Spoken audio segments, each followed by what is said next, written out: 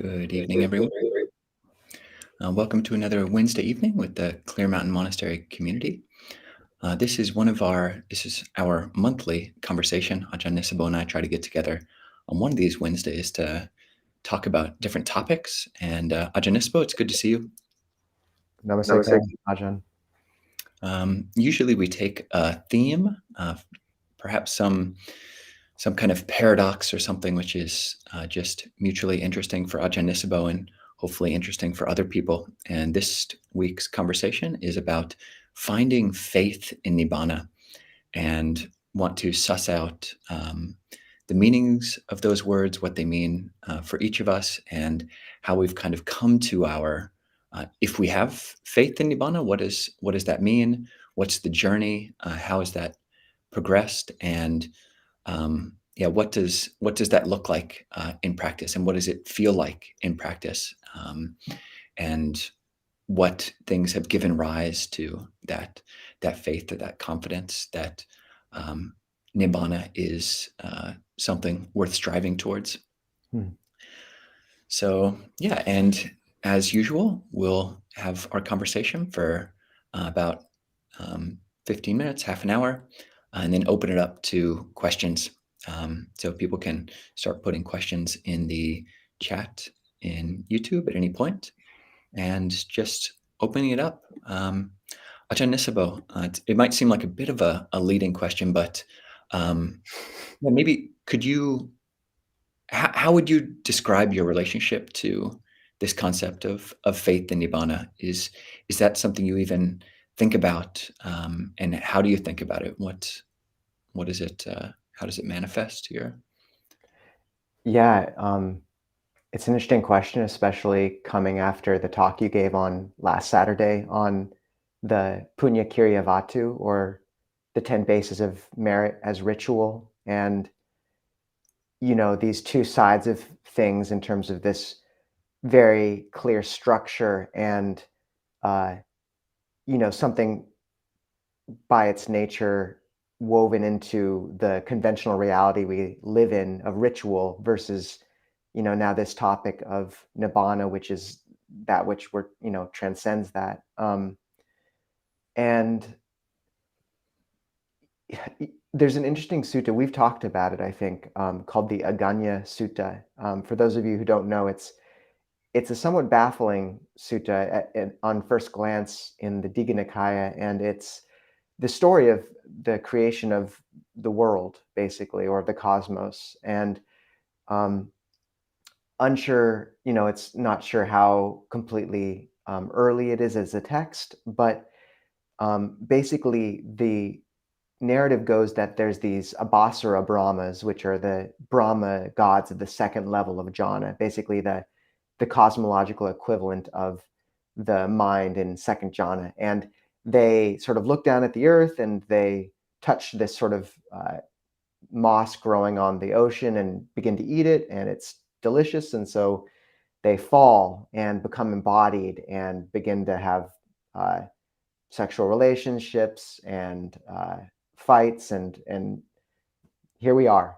So whether or not you take this one, obviously science says things happen differently in a certain way. But what I found so fascinating about that story is this deep-seated idea of what we've lost.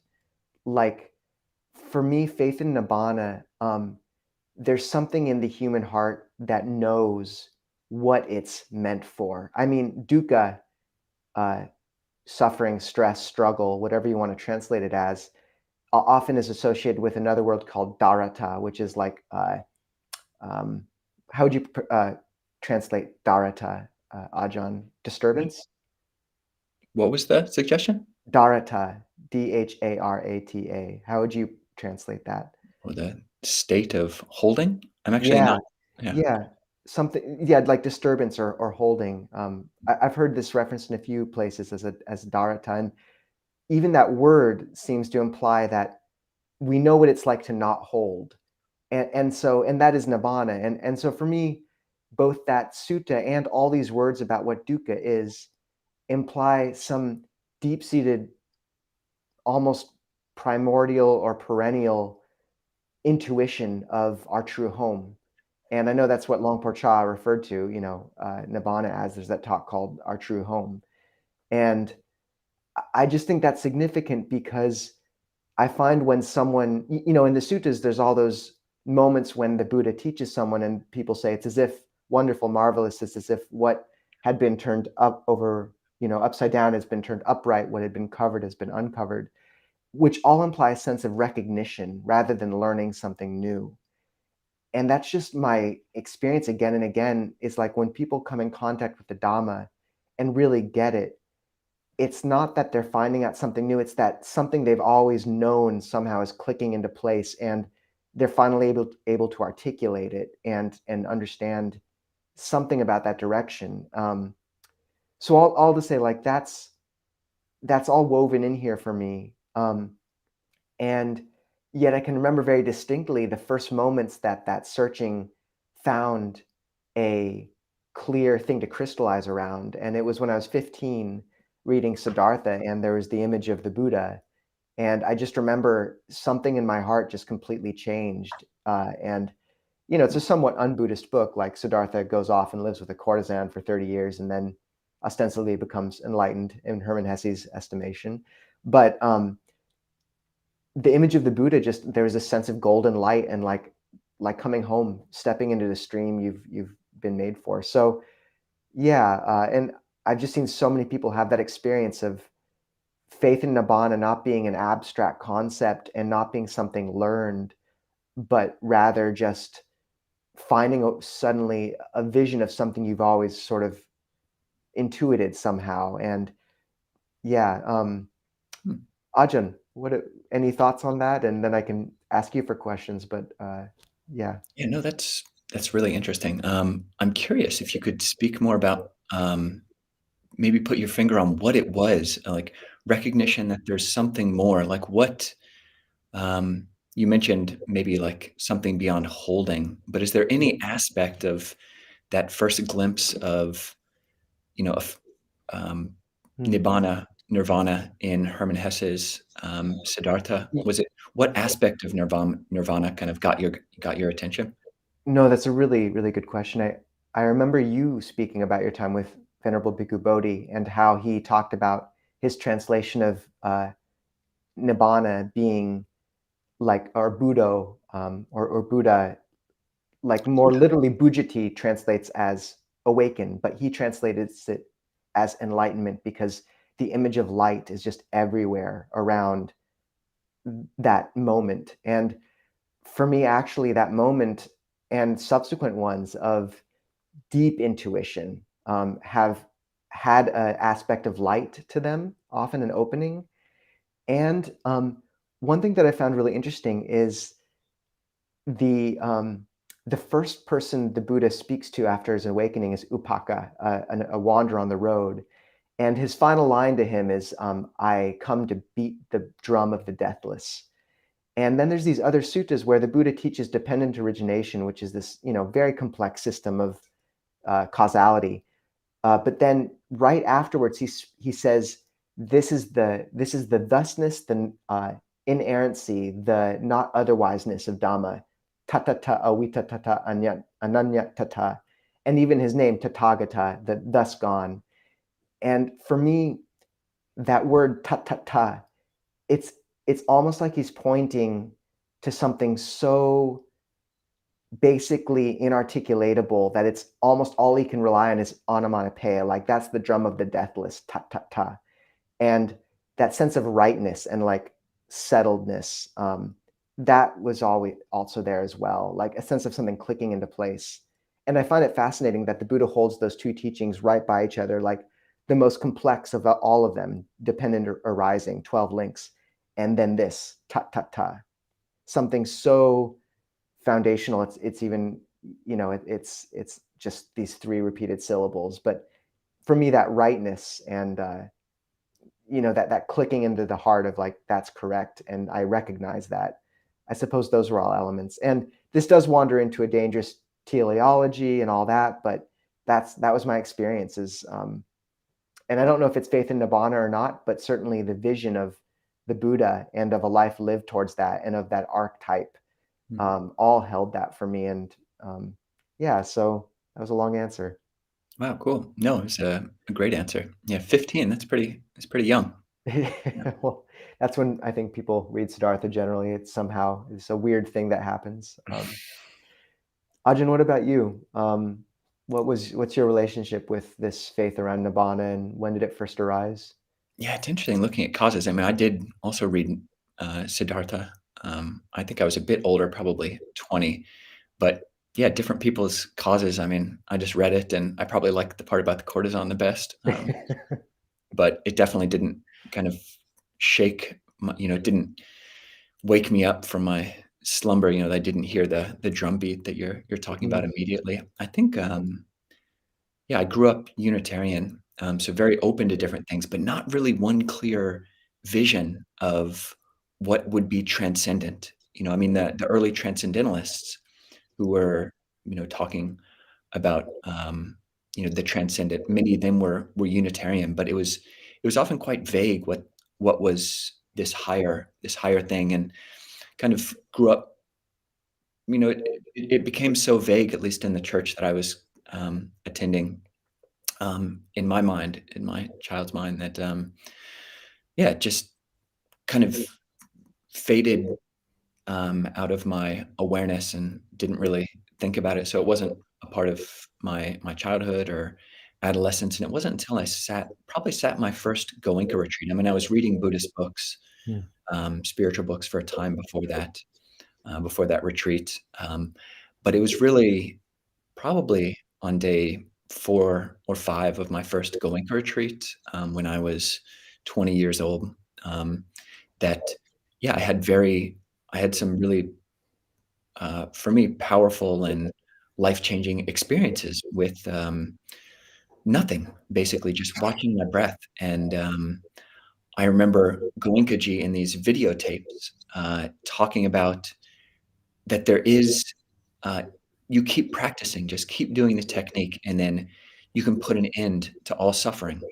That there is, and he probably did even mention Nibbāna, mm, in that first set of 10-day retreat talks. I'll have to go back. Certainly, that's when my curiosity was piqued. I'd been given a technique and a clear goal.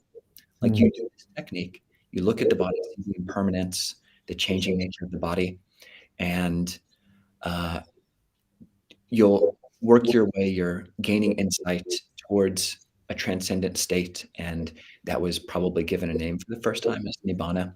mm, And I think probably also described in my mind for the first time as being a state totally free from greed, anger, and delusion. So in terms of which aspect, like, of Nibbana was most appealing for me, it was that very practical aspect. It mm, wasn't anything metaphysical, like searching into emptiness or anything like that. It was just, gosh, my greed and anger are just mm. intolerable and annoying for myself and others, and my delusion, I don't even know half of it. So, uh, yeah, I think that was the real start of um, my faith in Nibbana, because Nibbana had been named clearly for me, and I had, um, I think for me, I'm not averse to the word faith. Like, it Mm, wasn't faith. I'd had a practical experience based on a very tangible and specific technique, and uh, the goal was named so clearly that I could, give my heart to it. This is something I want to work towards, and it's not something I know in the present moment, as I was conceiving of it at that point. Um, yeah, or as I, conceive of it, and but it is something I can give my heart to and have faith in, and work towards, and that's a good thing. That's a power, a strength. So that's a bit of my backstory. Um, Can, yeah, can I can I ask a follow up on that, Ajahn? sure.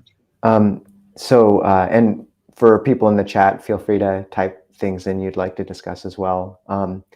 But I'm curious because you're one of the more intentionally systematic monks I know. So when I first met Ajahn Kovilo, he'd made this determination to read the whole Tripitaka or whole Sutta Pitaka, all the suttas in Pali by a certain date. And he had his like daily regimen of pages. And I remember like discovering him in a, discovering him in like a closet, moving through his readings. So before too long, I think you were like getting some prep so that you wouldn't have to read while we were walking through the cold. But you're also really systematic about drawing close to teachers. And so you speak about this sort of nebulous faith you encountered in the transcendentalists and then seeing these practical things. And I've seen you really play to that strength is you've completely immersed yourself in the suttas and you've memorized the whole Dhammapada, which, and so how has your what's that journey, especially like, I'm interested in the teachers you've encountered that have really brought that up for you, but I'm especially interested in your journey through the suttas and what moments really made something shine through that very practical window, Yeah.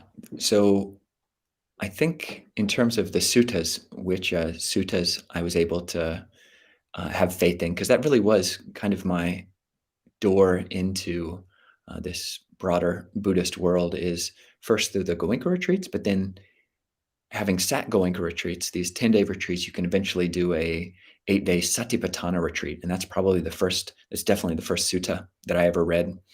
And in that sutta, the Buddha very explicitly gives a gradual path, basically working with Satipatthana, working with the foundations of mindfulness, and says that if you do this, then he gives like an actual timeline. In 7 years, you do this mindfully, and then I guarantee that in 7 years, if you have completed this, then you will basically achieve the state of non-return, if not arhatship. And then he lowers that down. Okay, not just 7 years, 6 years, 5 years, 4 years, 3 years, 2 years, just 1 year. If you practice fully with the Satipatthana, the foundations of mindfulness, then you'll realize Nibbana. And I'm getting excited. I think Goenkaji is like going through these, and I'm like, all right, 7 years, I can do that. That's not that long. I'm still young. I can, achieve this thing and then go out and, whatever, have my cars and cakes and whatever else I wanted at the time. But okay, 7 years, 1 year. Okay, not just 1 year, but half a year, 5 months, 4 months, just working his way down to 7 days. And I was impressed by that. You give you give someone really clear numbers like that. And I'm like, why would the Buddha, or why would this text say that, give such specific numbers if it, didn't have an element of truth to it? So that was probably the first sutta that I had faith in. And I appreciated the systematic approach. I think I had already read some like Chan or Zen Buddhist texts, Zen Mind, Beginner's Mind, and I found it really inspiring. But the impression that I got when I read that was that nirvana is here and now. And that said, in the Pali Canon says that as well. Nibbana is here and now. But with that Zen Mind, Beginner's Mind, it was suggesting my reading was a mystical experience, which was not systematic or gradual. It's just by some kind of, at the time I didn't understand it, shift of attention, you just get to that. And that just wasn't approachable for me at the time. So just you talking about how the importance of being systematic with things. Reading suttas, being systematic with my reading of suttas, reading the foundations of mindfulness, Majjhima number 10, Digha Nikaya number 22, and then seeing recommendations from there. If you like that, then go to this, and especially on access to insight. So mostly in the Goenka world, and then having a friend recommend the biography of Ajahn Mun to me. And that's really shifted from an idea that this is something which, these spiritual athletes 2,600 years ago could do, but maybe it's not possible anymore, to reading Ajahn Mun's biography and having faith rekindled to a whole nother level. And that was another key juncture. Can I flip that question to you? Like, what after reading Siddhartha? I mean, that's ostensibly Buddhist, but were there Buddhist inspirations of faith in Nibbana, or how did your journey into confidence in this capacity for human experience grow? What were if there were books or texts or there were teachers, how did that mature for you? Yeah, that was a great answer, Ajahn. I think, um, your answer got to something important, which reflects on my own experience, which is uh, the Buddha's use of apophatic method. In in Christian circles, there's two ways of describing God, and one is through cataphatic method by talking about what God is, and apophatic method is the via negativa, describing God by what it isn't. And the Buddha was such a uh, powerful, such a impressive use or practitioner of apophatic method, despite giving 155 synonyms for Nibbana, like Ajahn Kovilo had on the talk last Wednesday.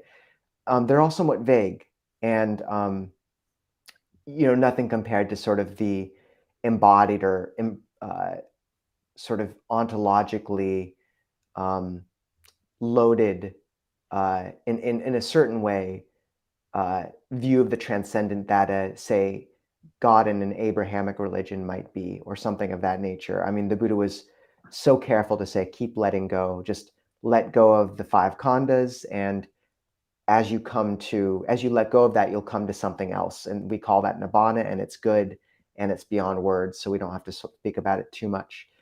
And for me, that's the beauty of the practicality, is that what he does say we can have faith in is the triple gem, the Buddha, the Dhamma, and the Sangha. And what I've seen is that there is no need necessarily to articulate this really clear and reified image of transcendence beyond just pointing to Nibbana through those words, the refuge, the ending of greed, hatred, and delusion, etc. Because when you see it embodied in one of those three gems, it shines through, and you can only really perceive it through the practical. The Buddha compares the enlightened mind to light that lands on nothing. So it's like in those three gems, he gives light that it shines, something for the light to land on or shine through.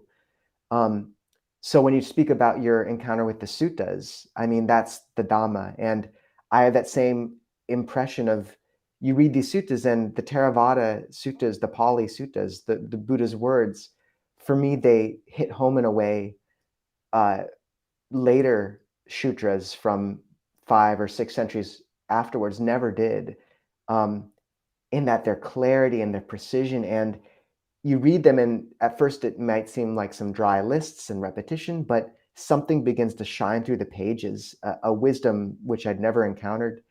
And but for me, I think the biggest window through which the faith began to shine, and the sort of the gem of those three gems which channeled that light or refracted it the most powerfully to me, was the Sangha. And specifically, I just remember stepping into a Bayagiri after finishing college, and I was looking into psychotherapy and driving down the 101, listening to Top 40 radio and reading the new Hunger Games and just distracting myself however I could. And I just remember stepping into a Bayagiri monastery and just knowing I needed that container to stop running from what I was running from. And then I met some monks. I met Ajahn Chunda. And then I watched a video of Longpo Cha on YouTube. You can find it from The Mindful Way. And just this image of this being so clearly pure. I think if you really reckon with and encounter that vision, it should shake you, because it shows you what you have the potential to be. And what else would you use a life for? So yeah, that led to me going to Thailand. And I just remember every single time I came into encountered these teachers, it was just the sense of light was refracted through their faces, through them. And, I think people who've had an experience of searching or meeting beings like this, it's like falling in love. It really is. It's so for me, that was the big turning point. But I'd say that the suttas have been a slow glow, of just beginning to go deeper and deeper, and they continue to reward even when I'm not near a teacher. Um, and they all hyperlink together. A certain sutra will reference another sutra. They're just so rich. So those have become deeply meaningful for me as well. Would you be willing to speak more about? I mean, you did go all the way to Thailand to ordain, and then stayed there for 7, 8 years, a long time. What was it that kept you there? Like what, talking about seeing the light in the Sangha, what, yeah, were there specific people who seemed like supreme refractors of this um, Nibbanic, or suggestions of Nibbana just in their being? Yes, in Thailand, for those who haven't gone, I mean, there's beings who are, truly saints, and I feel like I got to live with some, and that does inspire faith. And a being with a mind that powerful, it's often not just when you're with them. There's a whole field of blessings around them, and maybe it's just the fact that people around them tend to be behaving well and quite pure, but it's very potent. And I had that. Then you just see the fruits of the practice and the people around you, like a certain levity and happiness. And and then maybe this speaks to the first gem of the Buddha. In Thailand, it's talked about the Puru, the one who knows. And once again, this walks a thin line between reifying something that perhaps we shouldn't reify. But for me, the practice, Longpo Suchitta says the first few years of practice, 80% of it is strengthening the chitta, the heart.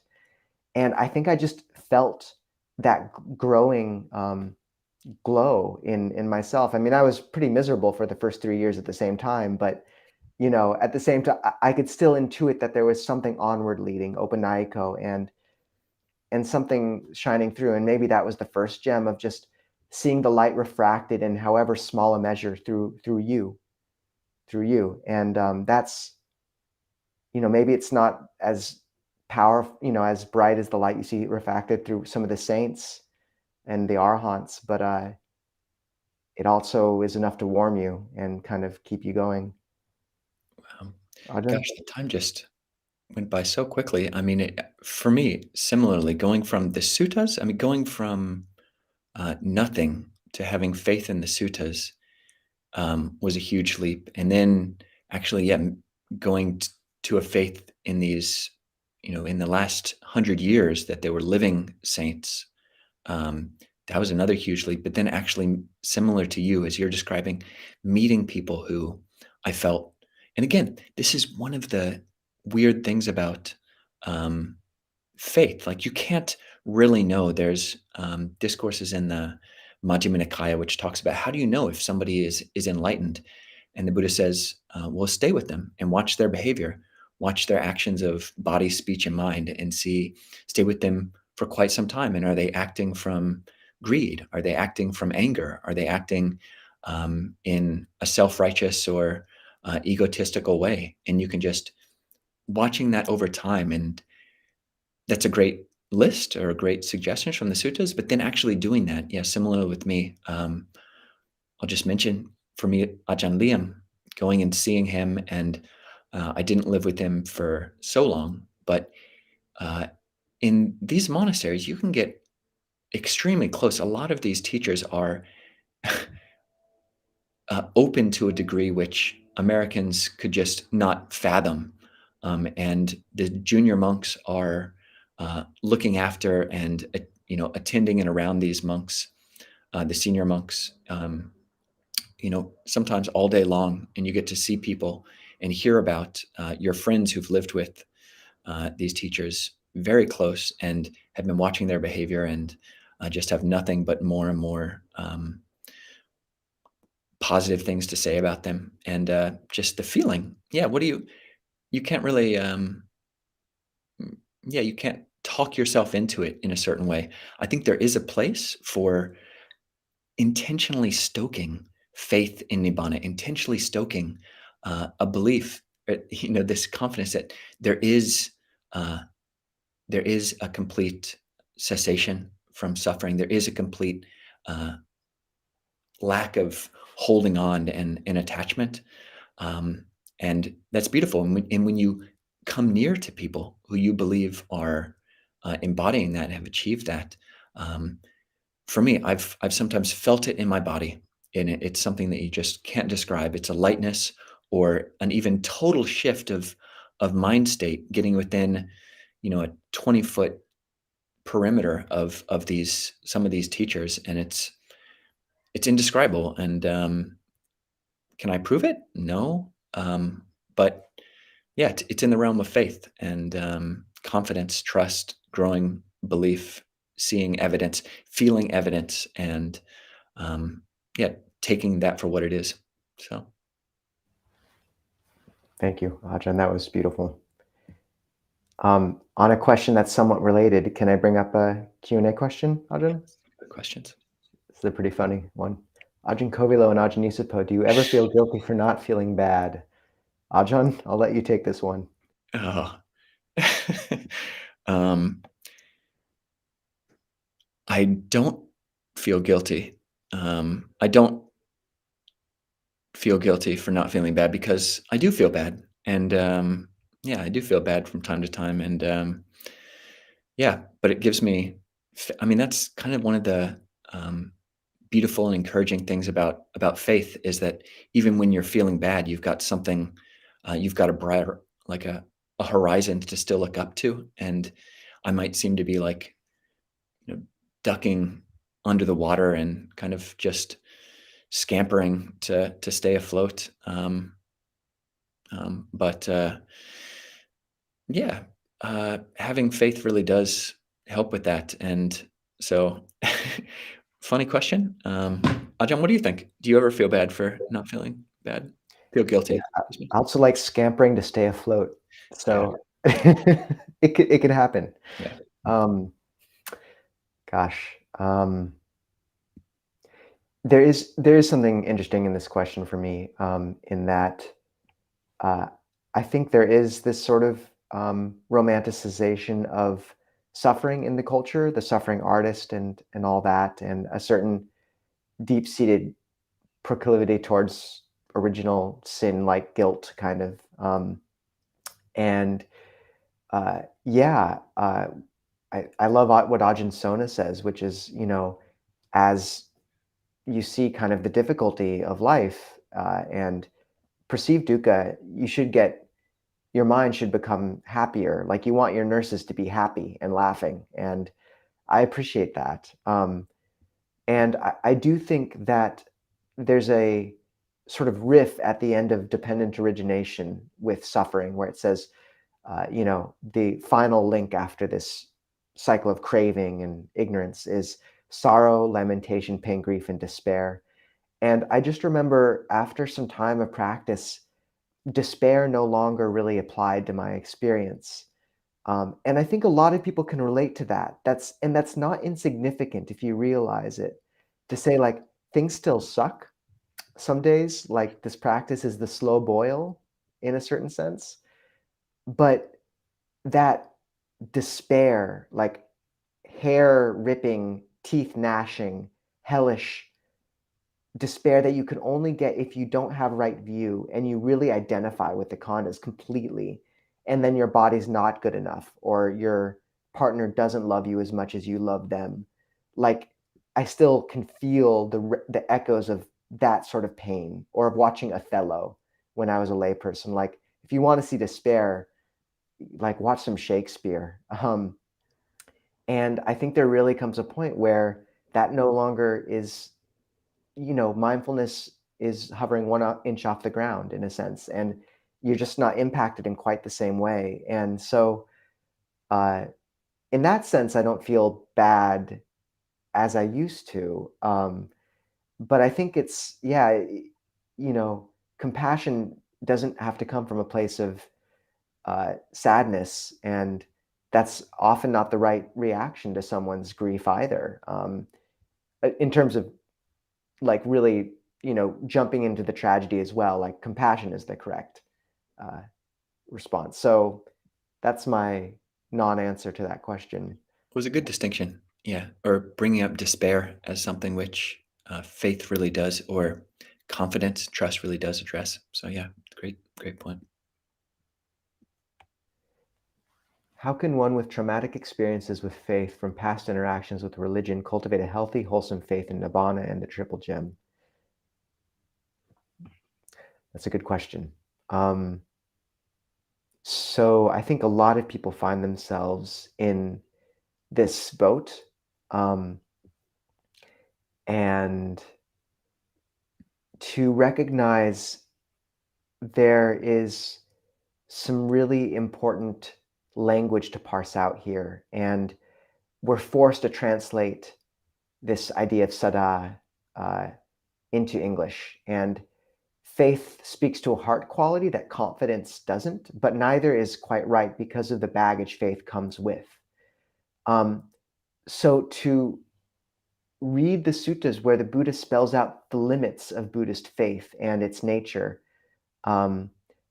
there's one called, it's Majjhima Nikaya 95, and basically it's where the Buddha says, he's debating this Brahmin, and he says, look, you can have confidence because of 5 things, because of, you can believe in something because of 5 things, because you have confidence in it, because of unbroken lineage, because of reasoning by analogy, because of et cetera, et cetera. And what he says, in each of these cases, it can turn out either way. Just because you have faith in something or approve of it doesn't mean it's true. So it's wrong to say only this is true, everything else is false. And then the Brahmin asks him, how does one protect truth? And the Buddha says, one protects truth by saying, if one has faith, one says, I have faith. If one believes in unbroken tradition, one says, I believe in this unbroken tradition. But you don't yet say, only this is true, everything else is false. So for me, this is an astounding act of wisdom, circumspection, and restraint on the part of a religious teacher. Is the Buddha saying, look, you don't know. And this is the route to world peace, is all of us getting together and saying, we really don't know. The only place in that sutta the Buddha says one really arrives at truth and deserves that deep confidence is awakening. That is the end goal. And at that point, you don't need to explain yourself to anyone, really, because you're awakened. But I think understanding Buddhist faith as, really just approaching it as much as you can as a working hypothesis, that confidence and understanding you're not asked to swallow more than you can chew with this path. If you are sitting and practicing, it's a practical system of training. And any elements you aren't ready for or aren't interested in, you don't have to approach. And that is such a rare thing to find in the world. So I think just focus on the parts which feel correct and right. I would say going to a monastery at some point is useful because it contextualizes everything. And you'll see a lot of the things that kind of triggered you around the faith before, the ritual, the costume, the accoutrement, but it will be in a context you can understand it, and it hits better. The other way is to read Stillness Flowing. That's Longpo Cha's biography, written by Ajahn Jayasara over 25 years. There's an audio version, there's a free PDF, Stillness Flowing, and it just gives you the whole context for this tradition and the symbols of faith and the language.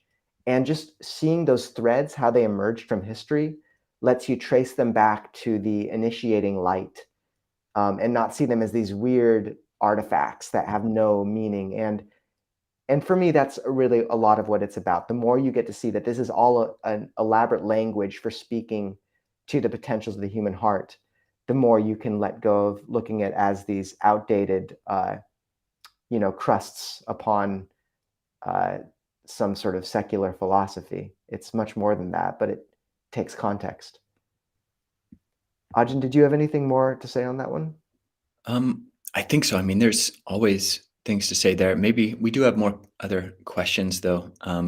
But yeah, I think that was a great answer. And yeah, you don't have to use whatever translation or non-translation you want. So for Saddha. So let me turn this one on you and then Ajahn. Ajahns, I feel more easy faith in the descriptions of rebirth and why than in the cessation, the Nibbāna. It's not a process or an endpoint, is it? More like a stateless state? Um, I'd say work to your strength. Um, if you feel the easy faith, in thoughts of rebirth, then stick with that and don't force yourself. I mean, you can check out our video on the 155 names for Nibbana and just look through that. And there are words in there like dukkha anta, the end of dukkha, or jati marana dukkha, the end of uh, birth, or jati jara, the end of aging and death, the achanta pariyosana, the ultimate end. So that does come up in there. But if that way of conceiving of it is unattractive or actually uninspiring, then yeah, don't don't dwell on that. Just go to the next. We've got 150 different synonyms or different aspects of Nibbana, and all of them are partial, and all of them um, could and do go under this umbrella framing that the Buddha gave when he said that whatever way you conceive of things, and Nibbana would be included here, whatever way you conceive of it, the truth is ever other than that. So all of these names can be helpful, but they can also not be helpful. Like if any of these terms, just the way that we imagine them, given our own given our own perspectives, which are by definition limited, um, is not arousing faith, then that's the Buddha would not have given that teaching, would not have called Nibbana that when he was speaking to you. So Hmm. we've pulled all these different names from all over the different canon. The Buddha speaking to many different people. He also called it an island. I mean, that's hard to not get your mind around and want to head towards. He called it a refuge, the highest happiness, the highest peace, the highest bliss, all of these. So yeah, experiment with that. And if faith comes later and seeing an end of, he also called it the um, end of the defilement. So yeah, maybe that's more inspiring for you. And in a stateless state, um, yeah, that's just about the right level of paradox. And yeah, to kind of and these koans can be quite helpful actually, to get one out of one's head, because that being too heady about these things can be counterproductive. So, but great question. Yeah.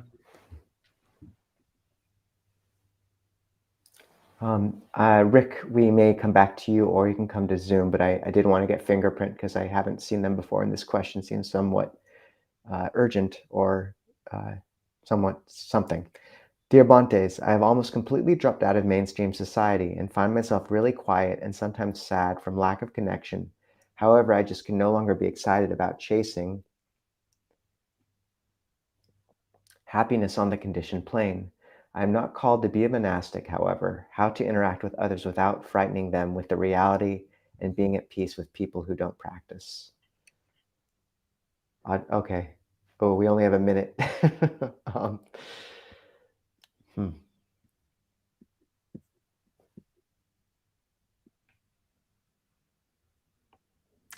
I would say that the Buddha spoke about seclusion a great deal, but that was in the context of a society that was profoundly integrated and warm.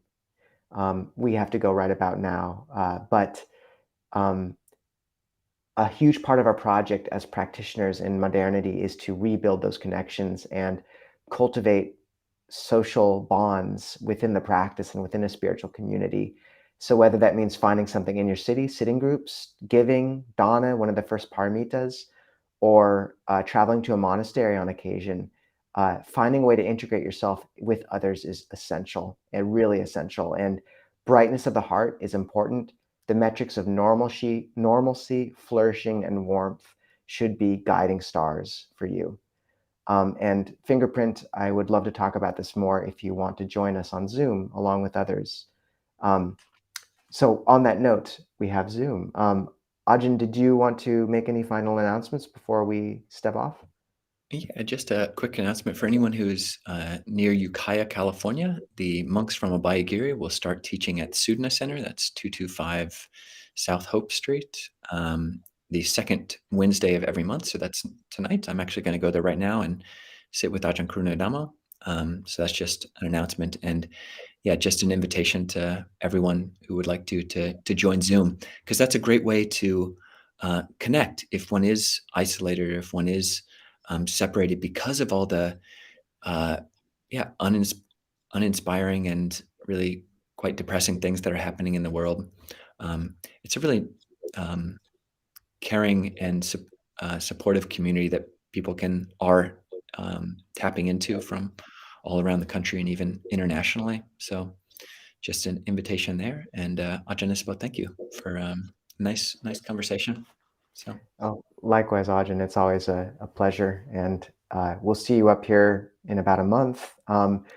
For those who also are interested and are in Seattle, we'll have one of our senior monk kind of big brother teachers, Ajahn Kachana, will be in Seattle this Saturday. And he's a former theoretical physicist from Berkeley, which leads to fascinating comparisons with Dhamma. And he'll be there on Saturday, and you all should meet him. He's amazing. So one more wonderful guest. Yeah, once again, join us on Zoom. I posted the link in the chat. If it's not there for you, then just go to our website, clearmountainmonastery.org, and you'll find the link about halfway down the page in the event listing or in the description to the YouTube video. And Ajahn, thank you so much. have a good night.